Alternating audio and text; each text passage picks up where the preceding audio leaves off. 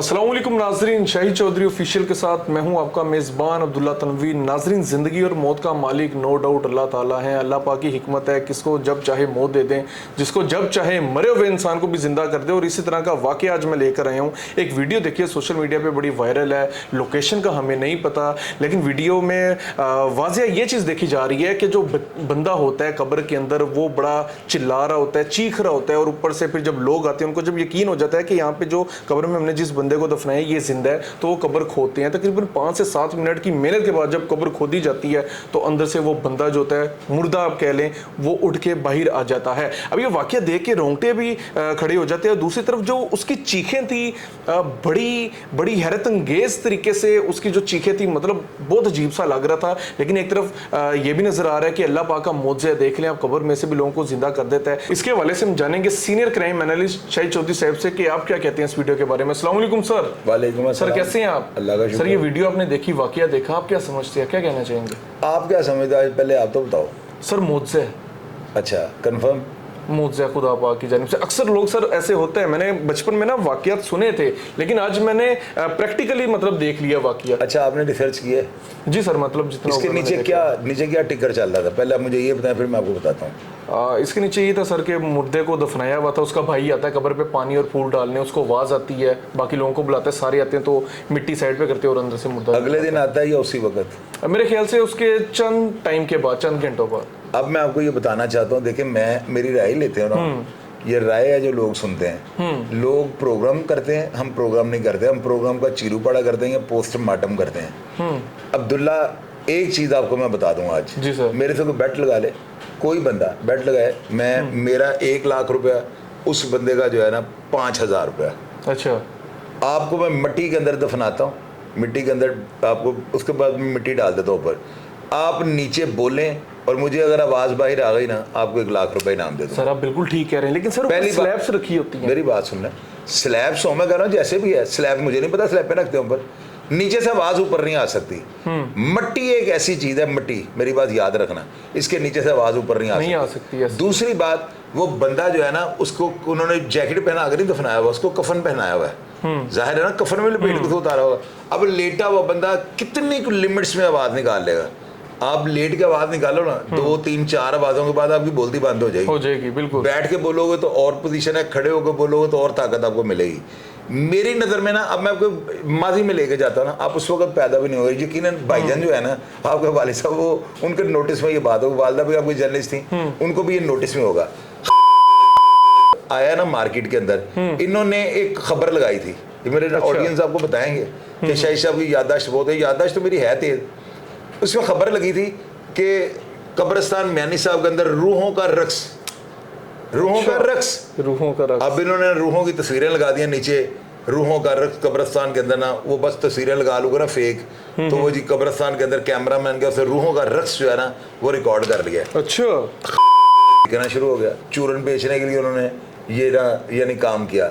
अब ये खबर जो है ना, ये सस्पेक्टेड नहीं है, ये खबर मैंने खुद जो है ना के अंदर पड़ी है। मुझे याद है कि ये बात भी गालिबन होगी मेरे हिसाब से 87 के उस वक्त आया था, तो ये 89 या 88 भी, साल 2 साल ऊपर। अब मैंने कोई डेटें तो नोट नहीं की, लेकिन थी। बाज़ औक़ात ना लोग हाइप अपनी लेने के लिए ना, मशहूरी लेने के लिए, आपको पता है ये सोशल मीडिया का दौर है, हर बंदा चाहता है मैं मशहूर हो जाऊँ।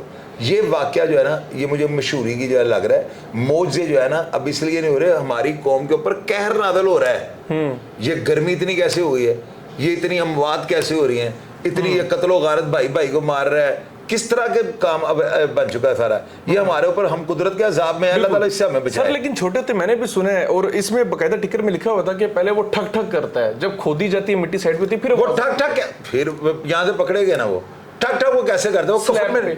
वो कफन में लपेटा हुआ है, ठीक है, उसने हाथ कैसे बाहर निकाली? सर, अंदर से मतलब ऊपर स्लैब होगी ना, वो स्लैब पे ऐसे ठक ठक करेगा, तो फिर वही बात कर रहे हैं, कफन में से उसने हाथ कैसे निकाले? सर कफन ही पहनाया ना, कफन से बंदा हाथ निकाल लेता है भाई, मतलब उसको रस्सी से बांध तो नहीं देते। अच्छा उसने अंदर से हाथ उसे मारे, होश आई ना, उसने स्लैब पे अच्छा वो जो उसका भाई था वो दफनाने के बाद जो है वो वहीं पे खड़ा था। वो कह रहे हैं कि इत्तफाकन फूल डालने पानी देने आता है। भाई किस वक्त आता है, कोई तफसील नीचे लिखे ना। अगर वो कहते हैं वो अगले दिन आया तो रात सारी से निकाली कैसे बगैर ऑक्सीजन के। अब्दुल्ला ये जो है ना मैं नहीं मानता हूँ, ऐसे मौजे देखे, मौजे टाइम पे होते थे, वो कौम मौजों से ठीक होने वाली थी। हम मौजों से ठीक होने वाली कौम ही नहीं है। ठीक कह रहे हैं, लेकिन सर आप मुझे एक बात बताओ जी, सुपारे कितने हैं कुरान के?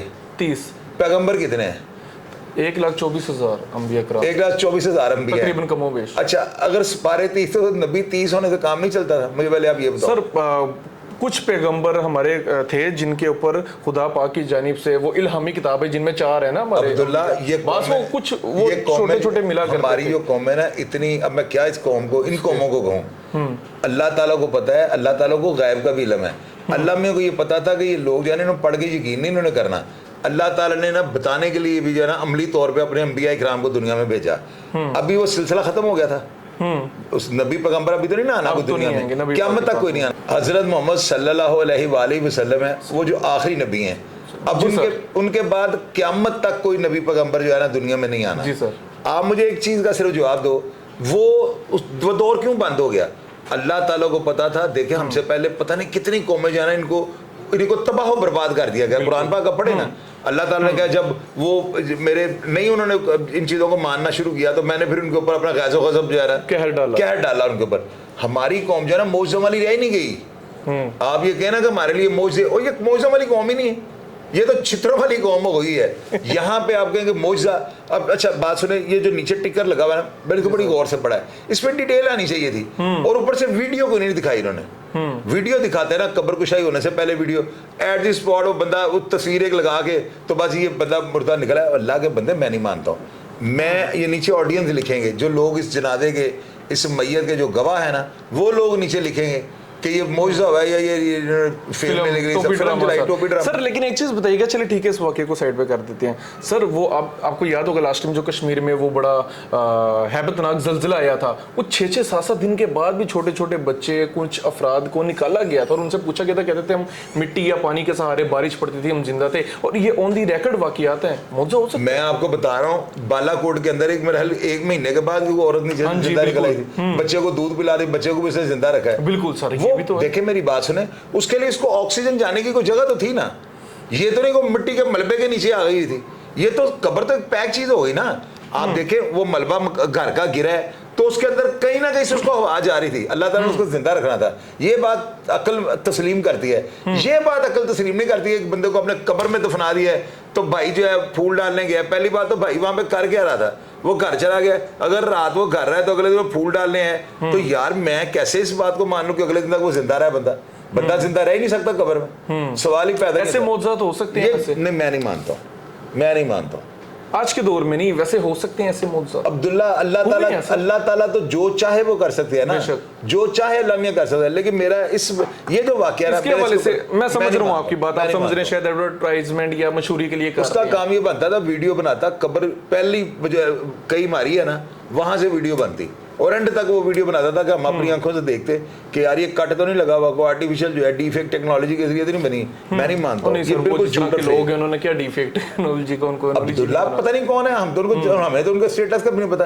ये ऑडियंस में छोड़े आप। बिल्कुल सर, ऑडियंस बताएगी। लास्ट मुझे फिर से वो जवाब दीजिएगा, ऐसे मौजूद हो सकते हैं वैसे? इसको अल्लाह ताला जो चाहे हो सकता है, आज के दौर में भी, आज के दौर में क़यामत तक जो अल्लाह चाहे हो सकता है। ये देखे बालाकोट में क्या हुआ है, बिल्कुल कभी कभी आप सोच रहे मौजूदे ये होते हैं कि अल्लाह ताला ने इतना बड़ा जलजला वहां पे है, फिर एक बच्ची जो है एक औरत जो है वो अपने बच्चे को दूध पिला रही है। वो कहते हैं कि वो उससे अपना अंगूठा उसका कट गया था, वो अपना खून पिलाती रही है बच्चे को और बच्चा वो खून पी के जिंदा रहा है। मैंने वो बालाकोट के हादसे में पढ़ा था। तो वो तो अल्लाह ताला जो चाहे कर सकते हैं, अल्लाह ताला देखे, गॉड इज ग्रेट। तो ये चीज होती है, ये जो है ये वाकया इसके हद तक मैं इख्तिलाफ करता हूं। बहरहाल नाज़रीन, अगर आप में से कोई बंदा अगर वहाँ का मुकामी हो और उसने वाकई हकीकी तौर पे जनाजा वगैरह पढ़ा हो तो लाजमी कमेंट कीजिएगा, बताइएगा। और अब तक की जो वीडियो के हवाले से अगर हम सूरत हाल बताएं आपको, तो शायद चौधरी साहब की भी एक जगह राय बिल्कुल ठीक है कि यार ये हो सकता है शायद ये इन्होंने फेम हासिल करने के लिए ना लिया हो, क्योंकि कुछ फैक्टर्स हैं जिनको हम अगर अपनी निगाह से देखें तो उसमें नजर आ रही है। शायद वो जा गांव में बाबा बन जाए, बाबा जी आगे बाबा के बड़ी अच्छी बात की, मशहूरी का बेहतरीन बेहतरीन तरीका है। बाबा जी बन गए। एक बंदा जो है ना उसने घर में खोता दफनाया हुआ था, तो लोग वो जो उसके ऊपर चढ़ावे चढ़ाने शुरू कर दो, बड़ी करने वाली सरकार ने, और छोड़ दो यहाँ पे तितर बटेरे बेचने वाली कौम है। सर बड़ी परफेक्ट बात। अब वो घर में लोग उसको मिलने जाओ, मैं तो जन्नत में देखा है, लोग उसकी बात भी मानेंगे, रात को कब्र में रहा हुआ है।